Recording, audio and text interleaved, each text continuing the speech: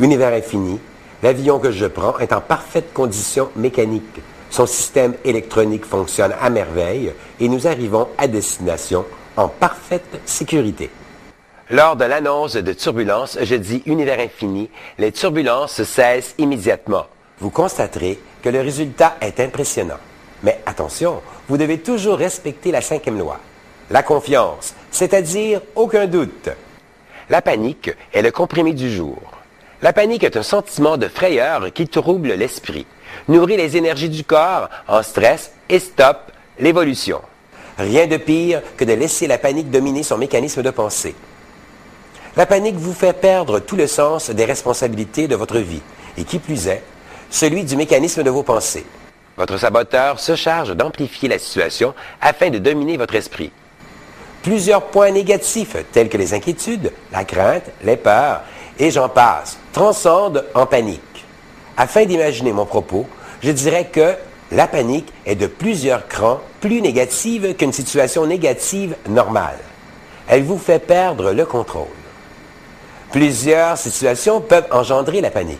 Un enfant gravement malade, une faillite, un procès, tout événement ponctuel auquel vous n'étiez pas nécessairement préparé, sur lequel vous n'avez aucun contrôle. Le conjoint qui annonce à l'autre que la relation est terminée, qu'il ne l'aime plus.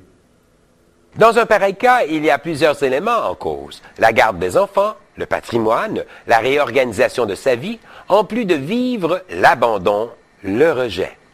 Est-il possible de se sortir facilement d'une situation semblable? Je dirais que oui, mais à une condition, soit de bien gérer ses pensées. Ça, je m'en charge. Il me semblait bien que tu mettrais ton grain de sel. Il est toujours là, lui? Exact.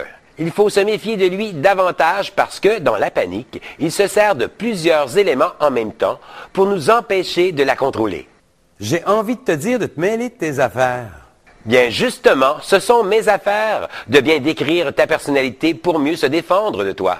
En gérant mes pensées, au lieu de vivre difficilement une séparation par exemple, est-ce que je pourrais me servir de l'univers pour que le conjoint me revienne?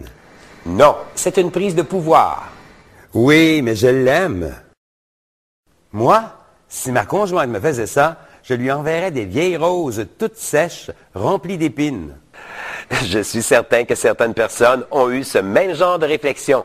Mais attention, même dans l'énergie des roses rouges, la loi du retour s'applique. Au lieu de vivre une séparation dans l'harmonie, malgré la peine, ce sera une guerre que tu enclencheras et crois-moi, elle sera de taille. Alors, je l'attaquerai en pensée. Par d'autres moyens, elle sera obligée de céder à ma volonté. Ce serait une grave erreur. Je peux faire parvenir des roses rouges à mon ex? Absolument. Mais envoie toujours les plus belles, des baccarat. L'énergie des roses rouges ne calmera pas la panique et n'enlèvera pas la peine. L'exercice du jour. Comment gérer une situation de panique? Soyez heureux. Ciao.